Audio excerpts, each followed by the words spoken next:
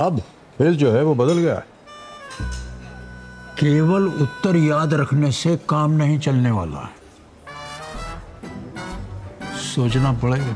10 अगस्त से रात 9 बजे सोनी एंटरटेनमेंट टेलीविजन और सोनी लिव पर।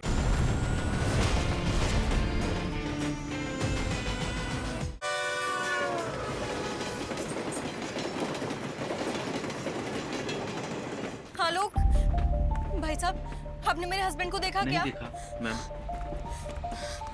भाई साहब, आपने मेरे पति को देखा क्या? नहीं देखा हमने किसी। आपने मेरे पति को देखा?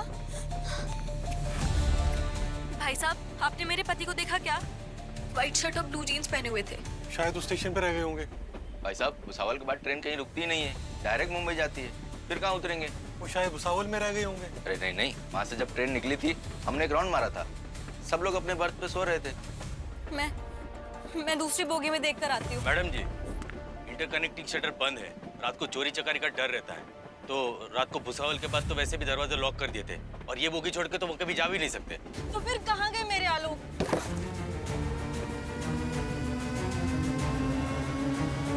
खून खून खून, या खून है सीट के नीचे। हटो, साइड हटो। गोपाल, खोलो इसे।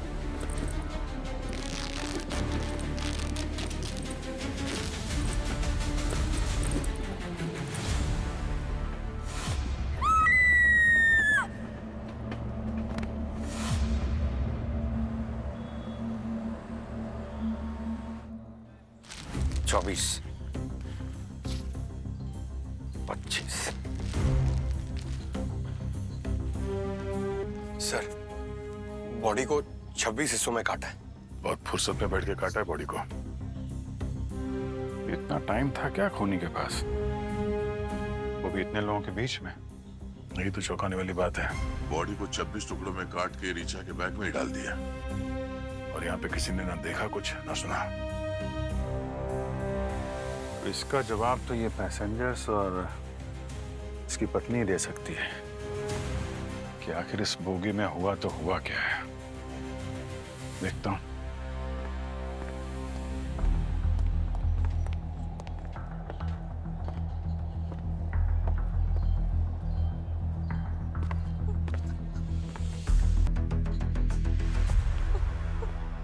ऋचा जी, मैं सीआईडी से हूँ। मेरा आलोक, मुझे मेरा आलोक को लौटा दीजिए सर। मुझे ऐसे छोड़ के कैसे जा सकता है? प्लीज संभालिए अपने आप को। आपको ऐसा क्यों लगता है कि वो आपके पति आलोक हैं? उनका तो चेहरा भी पहचान में नहीं आ रहा है। सर, वो ब्रेसलेट, अंगूठी, कपड़े सब उन्हीं के थे। रात में सोते समय उन्होंने वही पहना था। उनको वेटिंग रूम में लेके जाओ। आप चलिए, आराम करिए।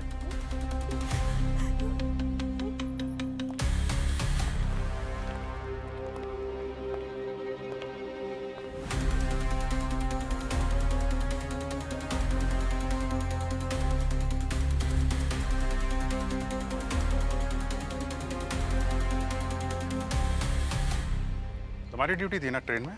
जी सर। ट्रेन के अंदर कोई सीसीटीवी कैमरा वगैरह तो दिख नहीं रहा। नहीं सर, अभी इनमें नहीं लगी, नई ट्रेनों में लगा दी गई हैं, जल्द ही इनमें भी लग जाएंगी। बोगी के अंदर हुआ क्या था एग्जैक्टली डिटेल में बताओ मुझे। जी सर, ये जो मैडम रो रही है सर, ये और इनके पति नागपुर से ट्रेन में चढ़े थे। फिर? मैम, भुसावल तक हम लोग बढ़िया खाते पीते आ रहे थे। हम लोगों ने रात में एक गेम भी खेली थी, डमसराज। मैंने उसका ब्लॉग भी बनाया था, ये देखिए। रात में करीब 2:30 बजे के आसपास जब ट्रेन भुसावल स्टेशन निकल चुकी थी, तब हम सब अपनी अपनी बर्थ पर सोने के लिए चले गए थे। ऋचा जी नीचे वाली बर्थ पे थी और आलोक जी ऊपर वाली बर्थ पे। सुबह करीब 6:30 बजे के आसपास जब ट्रेन मुंबई स्टेशन पहुंचने वाली थी, तब ऋचा जी जोर जोर चिल्लाने लगी कि उनके पति गायब हो गए, उनके पति गायब हो गए। और ये ट्रेन के दरवाजे वगैरह? सर, भुसावल से ट्रेन कंटिन्यू चलती है और मुंबई ही आके रुकती है। 4.5 घंटे के लिए हमने चारों दरवाजे लॉक कर दिए थे।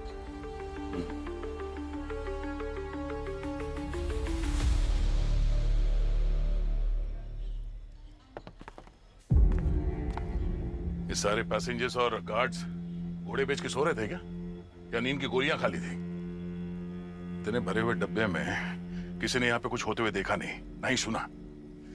ऐसे हो सकता है? हाँ सर, हड्डियां कितनी मजबूत होती हैं, इन्हें काटने के लिए तो हथियार भी बड़ा ही होना चाहिए ना।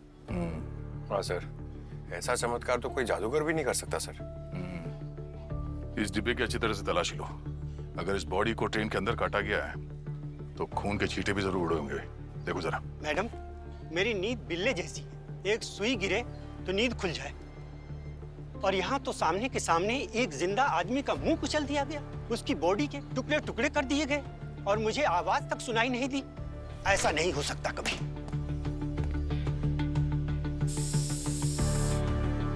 सर, हमसे कुछ 10 फुट की दूरी पे ही आलोक जी और ऋचा जी की सीटें थी। मैं और मेरे सीनियर साथी सारी रात दरवाजे के बाहर तैनात थे। हमारे रहते तो वहाँ कुछ हुआ नहीं था सर। और नींद में? नींद में कुछ हुआ होगा तो? मैं कुछ समझा नहीं सर। अरे नींद तो आती होगी ना तुम लोगों को भी।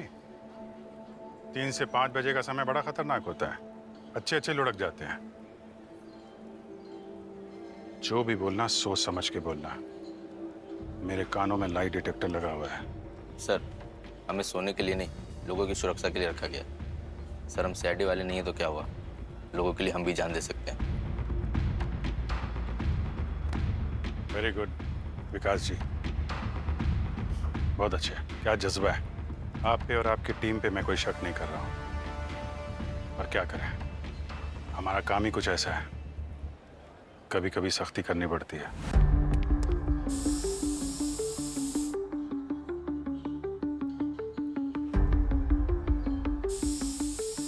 ट्रेन 7 बजे निकलती है नागपुर से और भुसावल स्टेशन पहुंचती है रात 2:30 बजे। और जब ट्रेन सुबह 6:30 बजे मुंबई पहुंचती तो आलोक की लाश मिलती है सूटकेस के अंदर। मतलब जो कुछ भी हुआ है रात 2:30 बजे से 6:30 बजे के बीच में हुआ है, जब ट्रेन पटरी पे दौड़ रही थी। सर, 27 पैसेंजर्स की मौजूदगी में, पर ये सब तो बोल रहे हैं कि इन्हें कुछ पता ही नहीं। या तो ये सब सच बोल रहे हैं या फिर इन सब ने मिल के मारा है आलोक को। सर पूरी बोगी चेक कर ली है। ये बैग जिसमें से खून टपक रहा है, इसके अलावा खून की एक बूंद नहीं मिली कहीं सर। मैंने खूनी ने अच्छी तरह से साफ सफाई की है बोगी की। कोई मर्डर वेपन कुछ मिला? नहीं सर, कहीं कुछ नहीं मिला।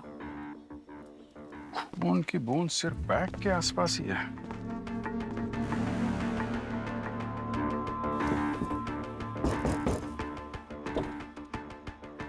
पंकज, एक काम करो, बोगी में जितनी भी खिड़कियां हैं ना, चेक करो, कोई खिड़की खुली या टूटी हुई तो नहीं है। Right sir.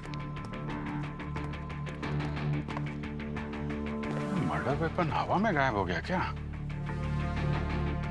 एक काम करते हैं दया, पैसेंजर्स के जितने भी बैग है ना, सबकी तलाशी लेते हैं। अगर मर्डर वेपन बाहर नहीं फेंका गया है तो किसी न किसी एक के बैग में ही मिलेगा।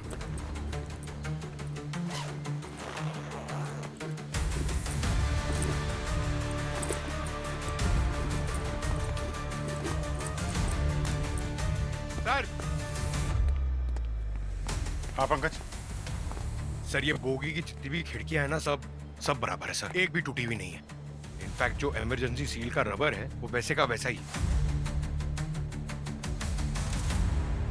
एक बात बताइए आप लोग, भुसावल स्टेशन के बाद किसी ने भी आलोक को अपनी सीट से नीचे उतर के आते जाते देखा है? ठीक से याद करके बताइए। कमाल है, सीट से सीधा सूटकेस के अंदर। सर, एक शेविंग ब्लेड तक नहीं मिले किसी के बैग में। कमाल है अभिजीत, चलती ट्रेन में खून हुआ है, ट्रेन कहीं नहीं रुकी, कोई ट्रेन से उतरा नहीं, कोई ट्रेन में चढ़ा नहीं, और जितने पैसेंजर्स है उनमें से किसी ने भी खूनी को नहीं देखा। यहाँ तक कि वो मर्डर वेपन वो नहीं मिला। लाश के टुकड़े टुकड़े करके बैग में डाल दिए गए, मगर पूरे बोगी में कहीं पे भी खून के निशान नहीं है, सिवाय उस बैग में जिसमें लाश थी। दरवाजे सारे बंद, आरपीएफ का जवान तैनात था। तो फिर खूनी आया कहां से और गायब कहां हो गया? खूनी नहीं, भूत है? अरे ये भूत का चक्कर है। मैंने कल ही रात एक साउथ इंडियन पिक्चर में देखा था, भूत अपनी मौत का बदला लेने के लिए ट्रेन में आता है क्या सर, आप भी भूत वूत कुछ नहीं होता। यार दया, अगर चलती हुई ट्रेन की बोगी में से कोई बाहर गया नहीं, कोई अंदर आया नहीं, तो इसका मतलब साफ है खूनी इन्हीं में से कोई है। क्या मजाक बना के रखे हैं सर? हमें कई घंटों से इंतजार करवा रहे हैं। अब तो सारी तलाशी भी हो गई, अब तो हमें जाने दो। और नहीं तो क्या, अब क्या कोर्ट का फैसला नहीं, हमें यही रखोगे? हाँ, गलत बात है ये। हाँ, ये गलत है, हमको जाने दो, हमको जाने दो। एक मिनट। कोर्ट अपना फैसला सुनाएगी तब सुनाएगी, लेकिन जब तक हम लोगों में से कोई आपको यहाँ से जाने के लिए नहीं कहेगा, कोई भी अपनी जगह से नहीं हिलेगा, समझे आप लोग? आपकी बोगी के अंदर एक खून हुआ है, खून। और अगर कोई चलती ट्रेन से बाहर नहीं गया, कोई अंदर नहीं आया, इसका मतलब साफ है खूनी आप में से ही कोई है। हम क्यों मारेंगे उसको? हम तो उसे जानते भी नहीं। तलाशी होगी सबकी, सबकी तलाशी होगी। इन सबकी तलाशी लो, सबके कपड़े, आईडी, टिकट सब चेक करो। खूनी हमारे आंखों के सामने ही पैसेंजर बन के घूम रहा है।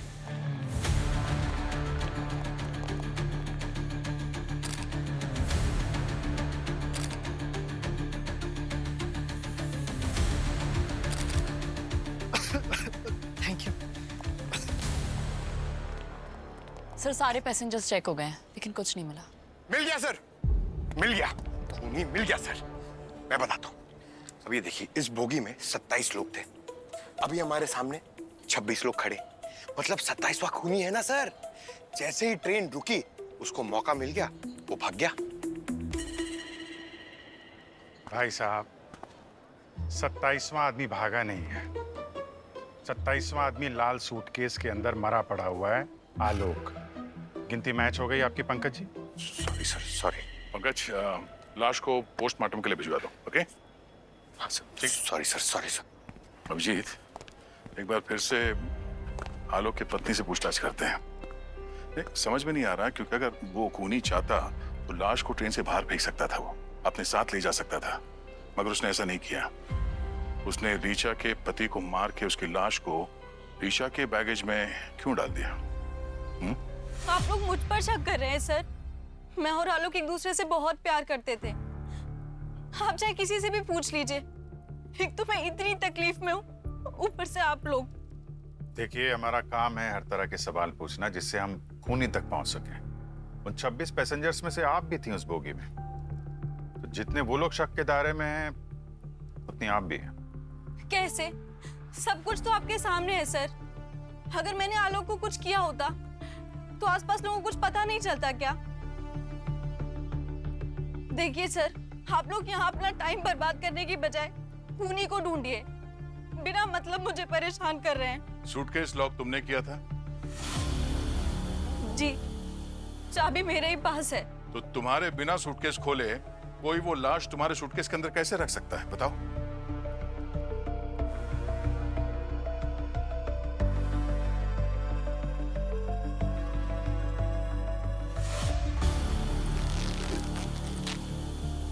ये मेरे बैग में। आप ही का बैग है, मैं चोरी नहीं कर रहा हूँ। ये मेरा बैग नहीं है। क्या? ऐसे कैसे तुम्हारा बैग नहीं है? अभी तक तो ये तुम्हारा बैग था ना। अब बातों में फंस रही हो तो बहाने बना रही हो। सर आप ये लीजिए, आप खुद चेक कर लीजिए। ये मेरे सूटकेस जैसा दिखता जरूर है, पर मेरा नहीं है। मेरे सूटकेस का तो आगे वाला जिप टूटा था। तो फिर तुम्हारा सूटकेस कहाँ है? पता नहीं सर, मैं घर से तो अपना सूटकेस लेकर ही निकली थी, लेकिन शायद खूनी ने ये चेंज कर दिया होगा। सर मुझे कुछ याद नहीं है। नागपुर से जब चढ़ी थी तो मैंने ये सूटकेस नहीं संभाला था। अभिजीत, ये चाबी इस बैग की नहीं है। तो इसका मतलब खूनी तुम्हारे जैसे लाल रंग के सूटकेस लेके चढ़ता है, तुम्हारे पति का खून करता है और उसके लाश के टुकड़े करके इस बैग में डाल के चला जाता है। मुझे नहीं पता सर। तो तुम्हारा बैग कहाँ है?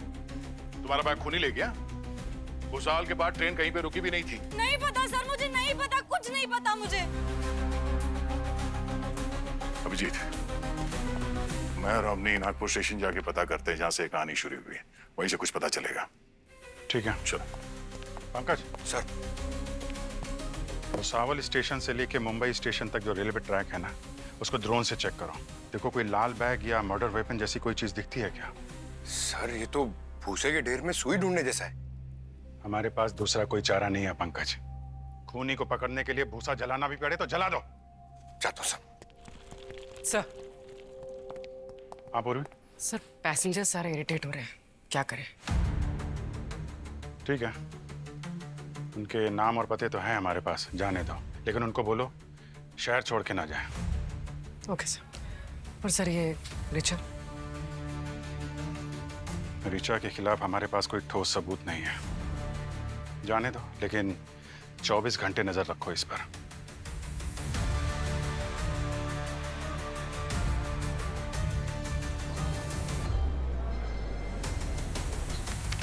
सर ये मुंबई एक्सप्रेस नागपुर। ये सेकंड एसी जो बोगी है उसके सामने जो सीसीटीवी कैमरा है उसका फुटेज दिखाओ। ये सेकंड एसी है जी।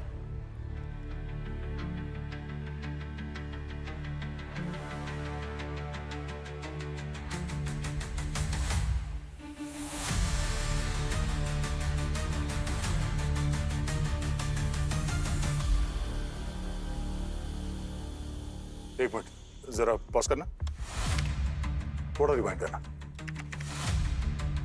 एक मिनट पॉज करो। देखा, वो कुली आलोक और ऋचा का बैग लेके अंदर चला गया और ये दूसरा कुली उसका लाल बैग अदला बदली करके चला गया। लेकिन सर उस कुली ने ऐसा क्यों किया? उसका आलोक और रिचा से क्या लेना देना है? इसका जवाब तो कुली देगा।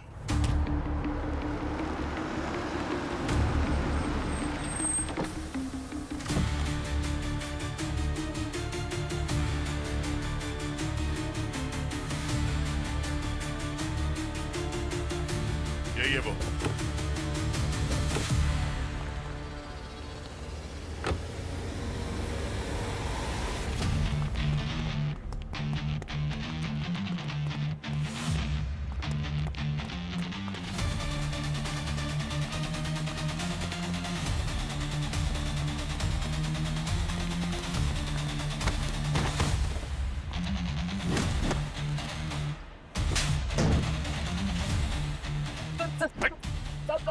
सब दूसरा झापड़ मत मारिएगा, हमारी आरती उठ जाएगी सर। हम सब कुछ सही से बता रहे हैं सब। जल्दी बता। एक औरत आई थी हमारे पास, उसके बाद भी वो ऐसा ही लाल बैग था। उसने हमें बैग अदला बदली करने के लिए बोला और उसके बदले उसने हमें 3000 रुपये दिए। ये हमारी मजदूरी का बहुत ज़्यादा रुपया था, इस वजह से हमने कर दिया साहब। वो लाल बैग कहाँ है जो तुमने हाथ गाड़ी से उठाया था? वो तो मैडम अपने साथ ही ले गई। उस औरत का चेहरा याद है जिसने तुम्हें लाल बैग दिया था? नहीं साहब, वो चेहरा अपना जो है दुपट्टे से ढकी हुई थी।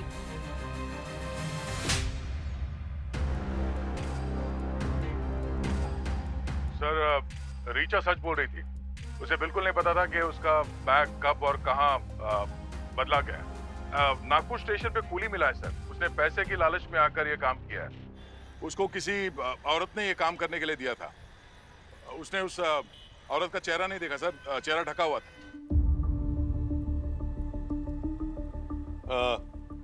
पंकज, ट्रैक्स पे कुछ मिला? सर भूसावल से लेके मुंबई तक का पूरा ट्रैक छान मारा और वापस आके ड्रोन की पूरी फुटेज वापस से चेक की, लेकिन कुछ भी नहीं मिला सर। पूर्वी सर कुछ रिश्तेदार मिलने आ जा रहे हैं, पर रिचा और उसके घर वालों से कोई भी बाहर नहीं निकला है। सर मैंने आस पड़ोस में पूछताछ की, सबका यही कहना है कि रिचा और आलोक का रिश्ता बहुत ही अच्छा था। जब भी उन्हें देखा है साथ में देखा है, हमेशा खुश नजर आते थे वो लोग। मतलब वो सूटकेस जो बाहर से बदलकर अंदर आया, गड़बड़ सब उसी सूटकेस में है अभिजीत। और ये सारा किया कराया इस रीचा का ही हो सकता है, ताकि पकड़े जाने पर बैग बदलने का बहाना करके वो बच निकले। सर लेकिन एक बात समझ में नहीं आ रही है सर, वो लाल सूटकेस में था क्या? Murder weapon? या फिर खूनी खुद उस बैग में बंद होकर आया, बाहर निकलकर आलोक का खून किया और फिर भाग गया। पर सूटकेस तो बाहर से लॉक था ना, सूटकेस को खोला किसने और आलोक की लाश अंदर डाली कैसे गई? अब इसका जवाब तो अभिजीत आलोक की लाश ही देगी।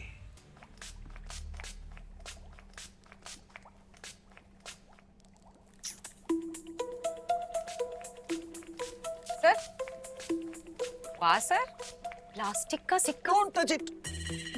ये खड़ूस ने मुझे गिफ्ट किया है। सर एक बात पूछूं आपसे? पूछो।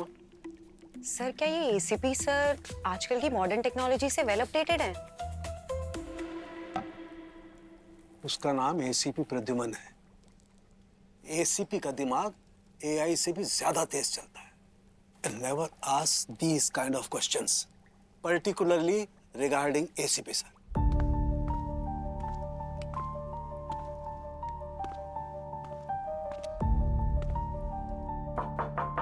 डॉक्टर साहब, जरा बाहर आइए, आपसे प्राइवेटली कुछ बात करनी है। अरे भैया, आइए, यहाँ आइए सर। हाँ जी, आ गए। बोलो क्या बात करनी है? ये क्या तरीका है सर? क्यों, क्या हुआ? आप तारीख पे तारीख दिए जा रहे हो। हाँ। तारिका जी की तारीख कब आएगी? ओह माय गॉड, मतलब तारिका ने तुमसे मिलने की तारीख तय नहीं की? अरे यार Abhijeet, I am so sad. बड़ी खुशी हो रही है आपको, बड़ी खुशी हो रही है। अरे कौन कुछ बोला ये?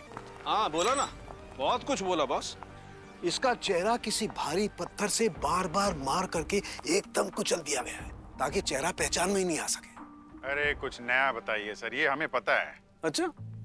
हाँ, इतने बड़े फोरेंसिक एक्सपर्ट हैं आप, तो कुछ ऐसी चीज बताइए जो हमें पता ना हो, कुछ नया हो। देखा, गलत थोड़ी बोला है। कुछ गलत नहीं बोला।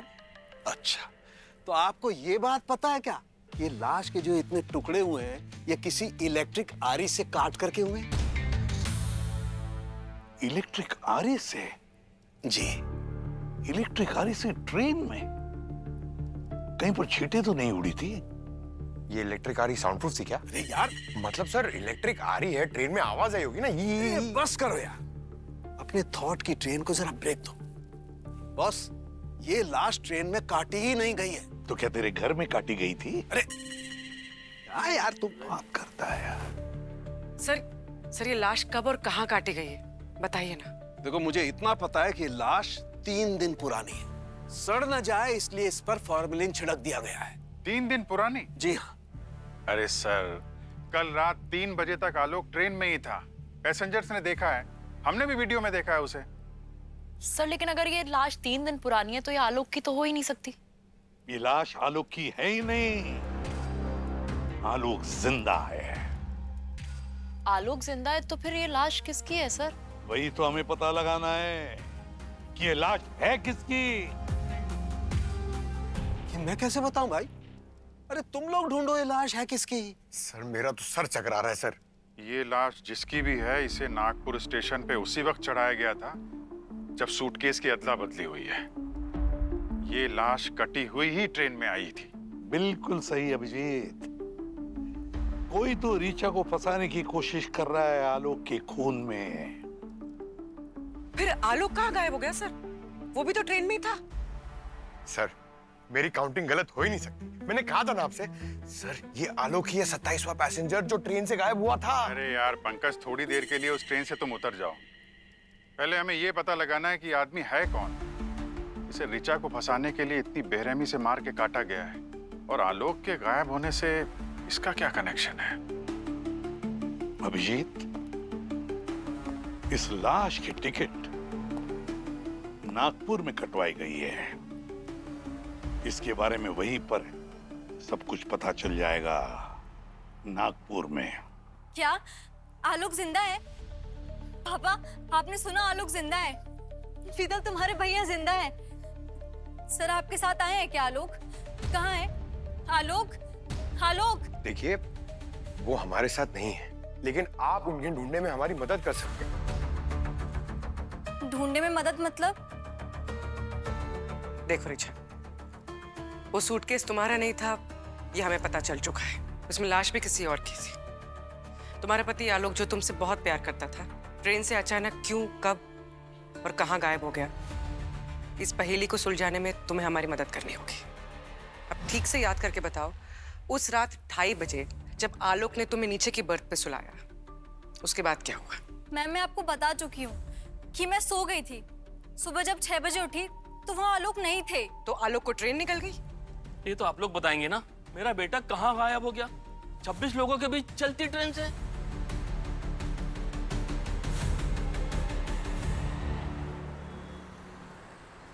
याददाश्त के लिए एक बार दोहरा लेते हैं कि आलोक और ऋचा नागपुर से इस ट्रेन में चढ़ते हैं, रास्ते में उन्होंने खाना खाया, गेम खेला, मौज मस्ती की और फिर रात 2:30 बजे जब ट्रेन भुसावल से निकलती है तो आलोक अपनी पत्नी ऋचा को इस बर्थ पे सुलाता है और फिर अपनी बर्थ पे सोने चला जाता है। और इधर आरपीएफ के जवानों ने इस कंपार्टमेंट के चारों दरवाजों को और इन इंटरकनेक्टिंग शटर्स को लॉक कर दिया था। उसके बाद अपने पोस्ट पे आके बैठ गए ड्यूटी देने के लिए। क्यों, ड्यूटी पे थे ना? जी सर। सोए तो नहीं थे? बिल्कुल नहीं। और रात जो है आसानी से गुजर गई। फिर सुबह 6:30 बजे ऋचा नींद से जगती है और आलोक को अपनी सीट पे ना पाके चिल्लाने लगती है, लेकिन आलोक कहीं नहीं मिलता।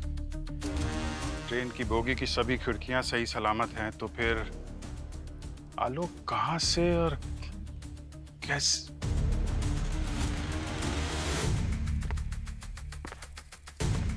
इस बर्थ का पैसेंजर कहाँ है? कौन है? सर, ज्योति नाम की लड़की है, पूर्वी उसे लेने गई।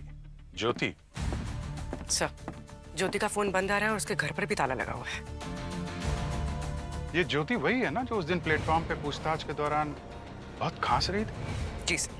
सर, उस दिन भी वो औरत अपने बर्थ पे सोई हुई थी और बहुत खराटे ले रही थी। पूरे टाइम उसने अपना मुंह चादर से ढका हुआ था। गाड़ी जैसी मुंबई पहुंची, बस वैसे ही उसका चेहरा एक बार देखा था। चेहरा ढका हुआ था और अब घर से भी गायब है।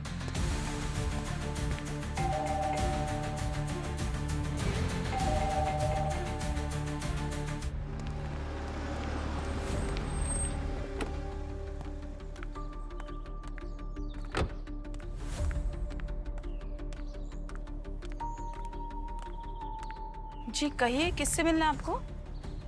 वो एक्चुअली हमें ज्योति से मिलना है। मैं ही ज्योति हूँ, बताइए क्या काम है?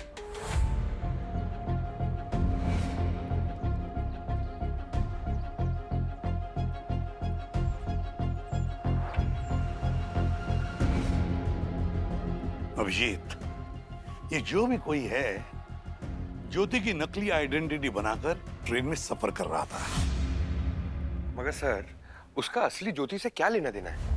क्योंकि उसके पास उसकी आईडी, एड्रेस सब कुछ निकला। पंकज, आजकल किसी का एड्रेस और आईडी निकालना कौन सी बड़ी बात है?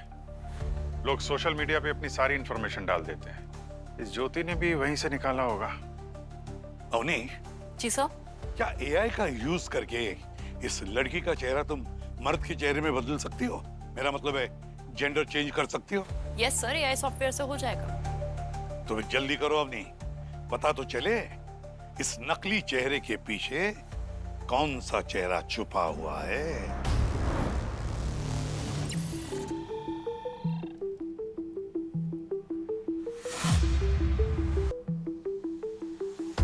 मुझे नहीं लगता ये आदमी शादीशुदा है और ये अंगूठी भी शायद इसकी नहीं है। मुझे लगता है इसे पहना दी गई है मारने के बाद, क्योंकि यहाँ इस उंगली में इसने अंगूठी पहनी हुई थी, लेकिन अंगूठी का कोई निशान, कोई छाप तो है नहीं। शायद कोई इसका हुलिया बदलना तो नहीं चाहता। मतलब कोई इसकी पहचान बदलने की कोशिश कर रहा था? हो सकता है, लगता तो यही है। कोई इसको आलोक बनाने की कोशिश क्यों कर रहा है सर? डॉक्टर गार्गी शायद कोई आलोक की असलियत छुपाना चाहता था। Right sir. तुम्हें कुछ मिला क्या? हाँ सर, किसी ने इसके पैरों के नीचे की चमड़ी को काटा है। काटा है? चमड़ी कोई क्यों काटेगा? खाने के लिए सर। खाने के लिए? माय गॉड, मतलब कैनिबल यहाँ इस शहर में?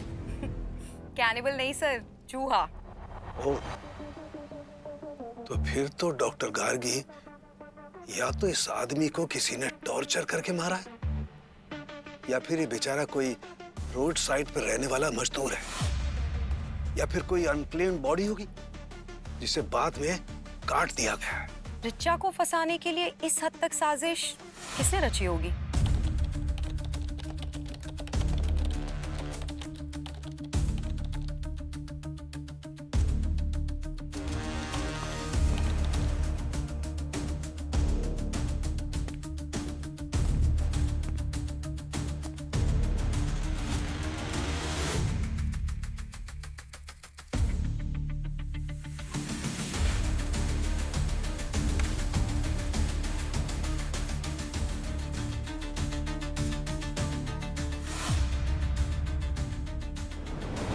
आलोक? आलोक? तो ये आलोक ही ज्योति बनकर उसकी सीट पे बैठा हुआ था। मगर सर फिर वो सीट नंबर 12 पे था कौन? क्योंकि पैसेंजर्स तो ये कह रहे थे कि पूरे टाइम वहां पर कोई चादर ओढ़ के खराटे ले रहा था। अगर ये रीचा का पति आलोक था तो फिर रीचा ने उसे पहचाना कैसे नहीं जब वो ज्योति बनकर घूम रहा था? ये कोई हिंदी पिक्चर नहीं जिसमें हीरो कपड़े बदलकर, हेयर स्टाइल बदलकर घूमता है तो हीरोइन उसे पहचानती नहीं। अभिजीत, दाल में बहुत कुछ काला है। इन दोनों मियां बीवी की मिली भगत है। मगर इतना सब ड्रामा किया क्यों? इतना ड्रामा किया क्यों? इसका जवाब तो अब रीचा ही देगी। क्या बकवास कर रहे हैं आप लोग? अरे मेरा बेटा ऐसा क्यों करेगा? अब ये तो आपकी बहू ऋचा ही बताएगी। कहाँ है वो? बुलाइए उसको। मैं बुलाती हूँ। भाभी, भाभी, रीचा भाभी, भाभी, भाभी कमरे में नहीं है। ऋचा, ऋचा,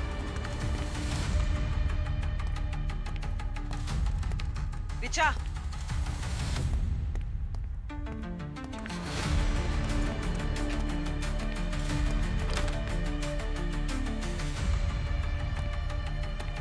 कपड़े कहाँ रखती हो?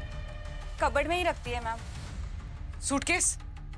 सूटकेस भी वही रहता है।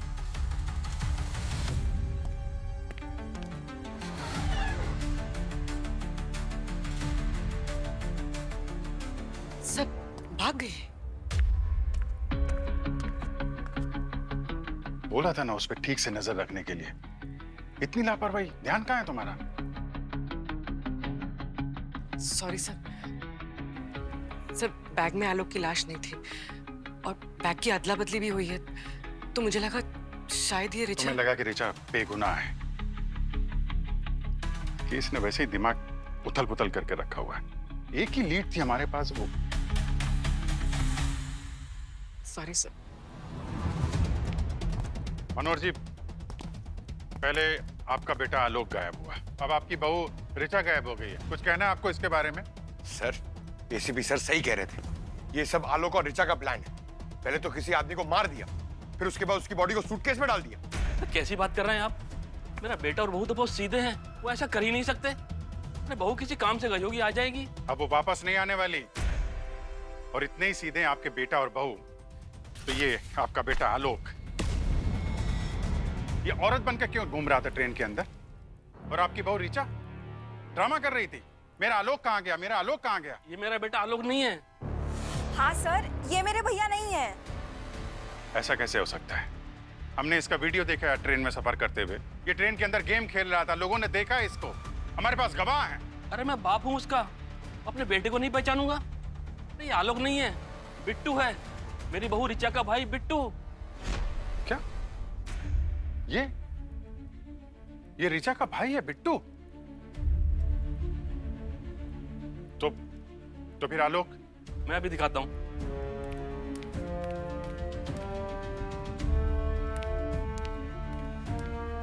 यह है मेरा बेटा आलोक। सर मतलब ऋचा अपने भाई बिट्टू को अपना पति आलोक बनाकर नागपुर से सफर कर रहे थे। सर ये क्या चल रहा है इस केस में? ये लोग ट्विस्ट पे ट्विस्ट लाए जा रहे हैं।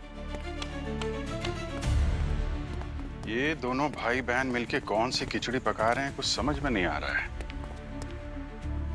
और अगर आलोक अभी भी नहीं मिल रहा है तो कहीं ऐसा तो नहीं कि उस लाल सूटकेस में जो लाश है वो आलोक की ही है और इन भाई बहन ने मिलके उसे 3 दिन पहले ही मार डाला है।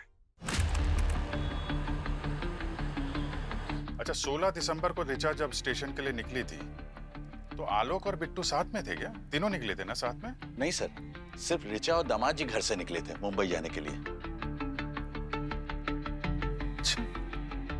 अगर आलोक के साथ ऋचा निकली थी तो फिर ट्रेन के अंदर बिट्टू आलोक बनकर कैसे घूम रहा था? पैसेंजर तो बता रहे थे कि दोनों हस्बैंड वाइफ बनकर घूम रहे थे। ये क्या कह रहे हैं? वो तो आलोक के साथ निकले थे सर। अब उन्हें फोटो दिखाइए ना। हाँ। ये देखिए सर।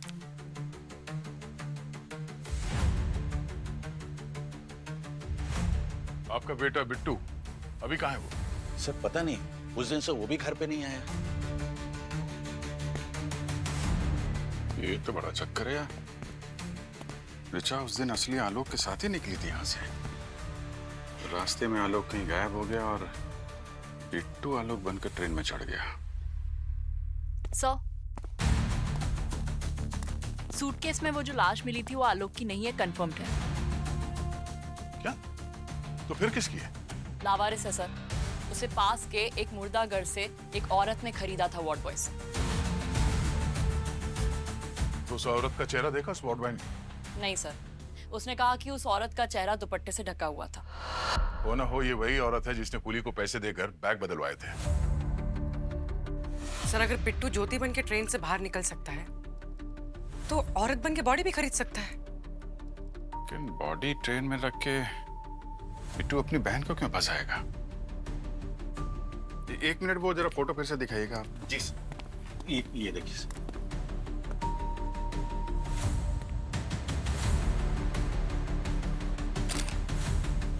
तो ये ऑटो वाला ही बताएगा कि यहाँ से स्टेशन के बीच में ऐसा क्या जादू हुआ कि एक इंसान का चेहरा ही बदल गया।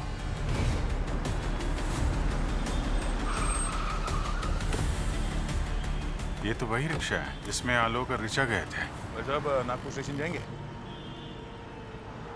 हाँ? बैठो।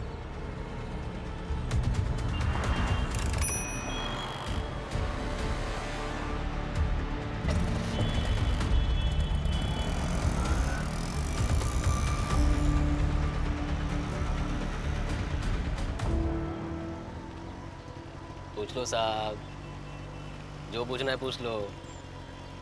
मैं पुलिस वालों से झूठ नहीं बोलता। तुम्हें कैसे पता चला हम लोग पुलिस वाले? सर, नागपुर के मेन स्टेशन जा रहे हो और हाथ में कोई सामान भी नहीं है और आप लोकल भी नहीं लग रहे और पर्सनालिटी भी आपका कोई आम आदमी जैसा नहीं है। मैंने गेस कर लिया। तो क्या ना साहब, वो आजकल इतने क्राइम शोज आते हैं ना, तो वो देख देख के मेरा दिमाग भी ना सीआईडी जैसा चलने लगा है साहब। हम लोग सीआईडी सही हैं। एक नंबर। फिर तो एक और बात बताऊं सर, मेरे को मालूम था सीआईडी मेरे पास जरूर आएगी। अच्छा, कैसे? सर, वो 3 दिन पहले रविनगर से एक कपल को बैठाया था मैंने। स्टेशन तक का भाड़ा था।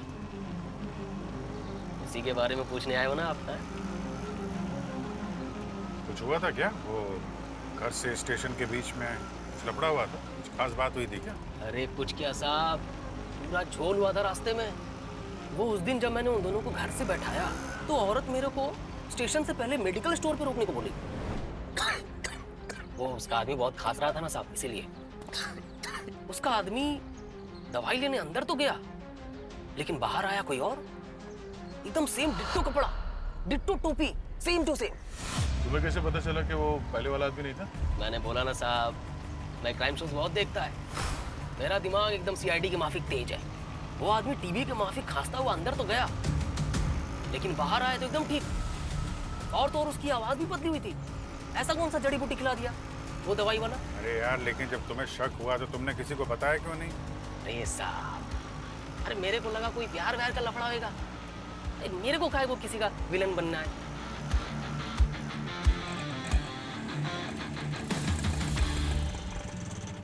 क्या हुआ भाई, यहाँ क्यों रोक दिया?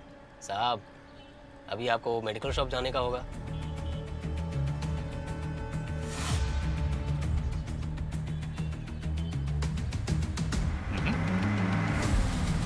आते हैं हम, रुको यहाँ पे।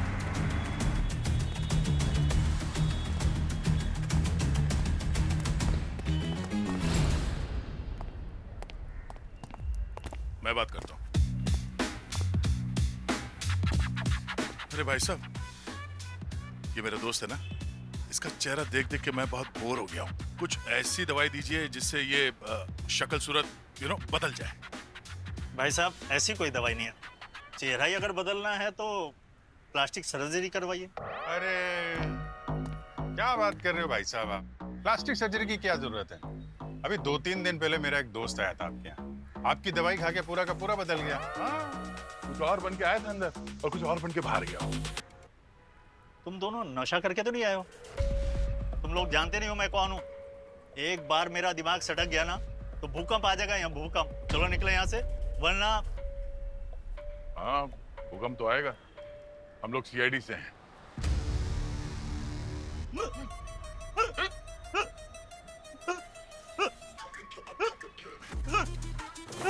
क्या हुआ भाई साहब?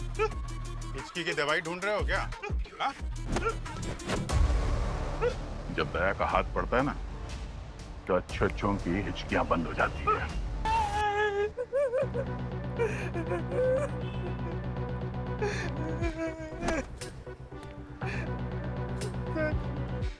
सर मेरी दुकान में घाटा चल रहा था मुझे। बिट्टू मेरा जिगरी दोस्त वो आया और कहने लगा कि मैं तुझे 3 लाख रुपए दूंगा। उसके जीजा आलोक का खून कर दे।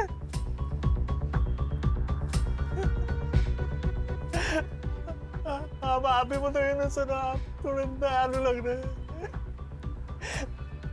3 लाख में मेरा कर्जा तो नहीं उतरता मगर कुछ तो मदद मिल जाती है। उसने कहा कि उसके जीजा आलोक का टुकड़े टुकड़े करके नाले में फेंक दे। तो तुमने मारा आलोक को? नहीं सर, मैंने आलोक को नहीं मारा। अगले दिन तो कुछ और ही कहानी बन गई। अब ये नई कहानी क्या है? और सर जैसा ये केस हम लोग समझ रहे थे, ये उससे भी ज्यादा पेचीदा निकला है।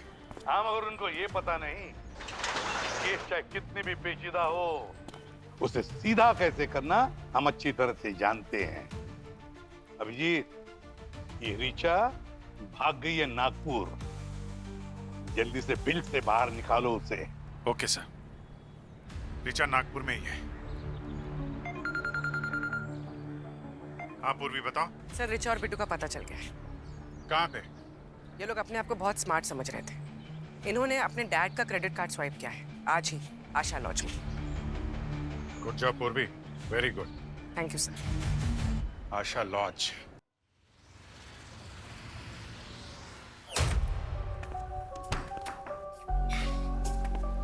मैं तो कहता हूँ हम दोनों नेपाल चले जाते हैं। वहाँ पे मेरी अच्छी खासी सेटिंग है, दोनों सेफ रहेंगे। कौन? Room service. मैंने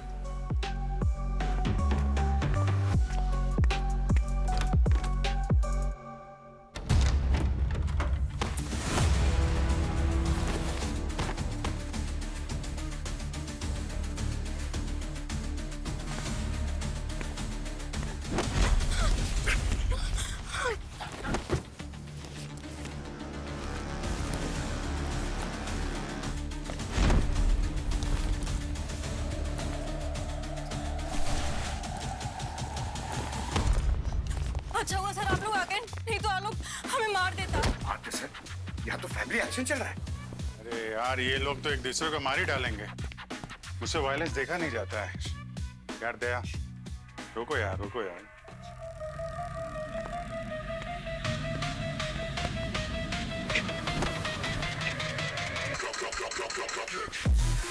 जल्दी से मुंह खोलना शुरू करो, वरना मैं तोड़ना शुरू करूंगा, समझा? वाह रे वाह, क्या बढ़िया डेली सोप का ड्रामा बनाया तुम लोगों ने। वाह। बीवी ने साले के साथ मिलकर जीजाजी का खून करने का प्लान बनाया, फिर जीजाजी ने बीवी का और साले का प्लान फेल कर दिया। फिर जीजाजी ने मेडिकल वाले को ज्यादा पैसे दिए और फिर बीवी को और साले को अपने खून के इल्जाम में फंसा दिया। वाह रे वाह, शेर को मिला सवा शेर, मगर सवा शेर को मिले हम। सर अगले दिन आलोक आया, उसने कहा कि उसे बिट्टू की और मेरी बातों के बारे में पता चल गया है। उसने मुझे काउंटर ऑफर दिया और कहा कि वो मुझे 6 लाख रुपए देगा। अब सर पैसे की जरूरत थी तो मैंने हाँ कर दी, मैं मान गया। उसने ये भी कहा कि बिट्टू को बोल देना तुमने आलोक को मार दिया। जबान खोलोगे तो बहुत कुछ खुलने से बच जाएगा। अब बताओ जल्दी। बिट्टू ने एक पॉन्जी स्कीम में पैसे डबल करने के लिए आलोक से 30 लाख रुपए लिए थे, पर सारे पैसे डूब जाने के बाद आलोक ने बिट्टू से हमारा नागपुर वाला घर अपने नाम करने के लिए कहा। अगर घर जीजा के नाम करता तो मेरे साथ मेरे बूढ़े माँ बाप भी सड़क पर आ जाते। इसीलिए हम दोनों ने प्लान किया कि जीजा को मार देते हैं। पर मुझे डर था कि कहीं बिट्टू आलोक के खून में कहीं पकड़ा ना जाए, इसलिए मैंने बिट्टू को आइडिया दिया कि वो मेरे साथ आलोक बनकर ट्रेन में चढ़ जाए और फिर वहां से गायब हो जाए। अगर कहीं आलोक की लाश मिल भी जाती है तो मेरे पास सबूत होता कि आलोक तो ट्रेन से गायब हो गया था, और फिर पुलिस कभी नहीं जान पाती कि आलोक को कब और किसने मारा। सर मेरी क्या गलती थी? मैंने बिट्टू को पैसे उधार पे दिए तो अपने पैसे मांगूंगा ही ना। इसका मतलब ये थोड़ी ना है कि ये दोनों मुझे मार देंगे। इसलिए जब मैंने इनका प्लान सुना, मैंने इन्हें ही फंसाने का सोच लिया था। मैंने औरत का भेष बदल के लाश का इंतजाम किया और उस औरत के भेष में पुलिस से सेटिंग की ताकि ट्रेन में मेरी लाश मिले और ऋचा को फांसी हो जाए। इन दोनों के साथ ऐसे ही होना चाहिए सर, बल्कि मुझे अफसोस रहेगा इन दोनों को मैंने अपने हाथों से क्यों नहीं मारा। सर सारे राज खुल गए, लेकिन एक रह गया सर। अगर तुम आलोक बनकर ट्रेन में बैठे थे तो चादर के अंदर खराटे कौन ले रहा था? चादर के अंदर तकिए थे और खर्राटों की आवाज रिकॉर्ड करके हमने टेप चला दिया था। वाह, प्लान तो बड़ा सोच समझ कर बनाया था तुम लोगों ने। मगर एक बात याद रखना, क्राइम कभी भी परफेक्ट नहीं होता। अपराधी चाहे कितना भी शातिर क्यों ना हो, आखिर पकड़ा तो जाता ही है। लालच और बदले की भावना में तुम लोग अंधे हो गए थे। अब जेल की दीवारों में सड़ते रहना। ले जाओ इन्हें।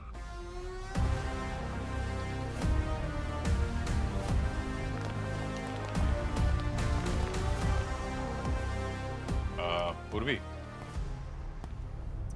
कल थोड़ा भड़क गया था मैं तुम पे।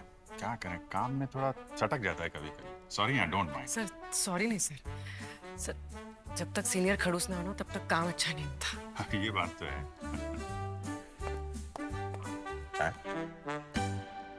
हम लोग को खड़ूस बोल के गई क्या? हम लोगों को नहीं, तुम्हें खड़ूस बोल के गई। खड़ूस। For more updates, subscribe to our channel, click the show links and enjoy watching the videos.